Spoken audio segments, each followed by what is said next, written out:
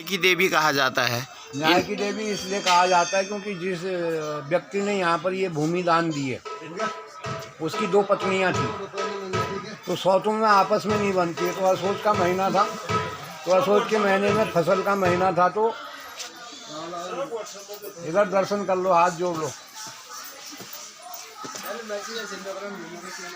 तो जो है वो सौतों में आपस में नहीं बनती थी, तो वो दोनों एक दूसरे के जो आदमी निकट रहता है, सिक्के मत चढ़ाइएगा, एक दूसरे के निकट रहता है तो लोगों को एक दूसरे की जानकारी एकदम पता रहती है।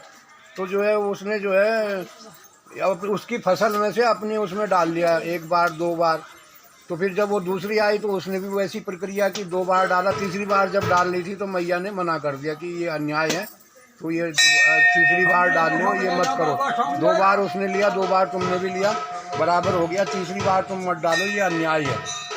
तो उसने माता को उन दिनों बताते हैं कि माता साधारण रूप में, साधारण महिला के रूप में विचरण करती थी, प्रत्यक्ष रूप में। तो उन्होंने साधारण महिला देख करके उससे विवाद किया तो मैया ने चमत्कार दिखाया उसको। चमत्कार जब दिखाया तो तब कहते हैं कोटगाड़ी दूध का दूध पानी का पानी करती है, तभी से उसको कोट की ख्याति प्राप्त हुई। पंडित जी, जो यहाँ पर बलि प्रथा की जाती है, क्या माता को बलि लगती है? नहीं, माँ किसी की बलि नहीं लेती। ये जो प्राचीन परंपरा राजे रजवाड़ों की परंपरा है, ये उन्होंने चलाई है। ये बलि प्रथा कोई अच्छी प्रथा नहीं है, क्योंकि शास्त्र विधान में कहा गया कि पशु बलि से बड़ा कोई पाप नहीं है। अभी मेरी आत्मा में ये प्रसंग चल रहा था और आप जो है इस प्रसंग को पूछ रहे। थोड़ी देर पहले मेरे ऐसे प्रसंग उठा था कि मैं लोगों को कहूँ कि ये सब बंद करो।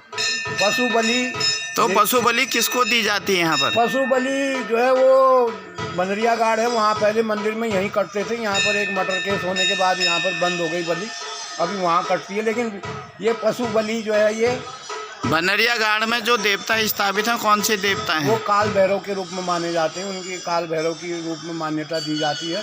काल भैरव को तांत्रिक विधान में बलि का प्रावधान है।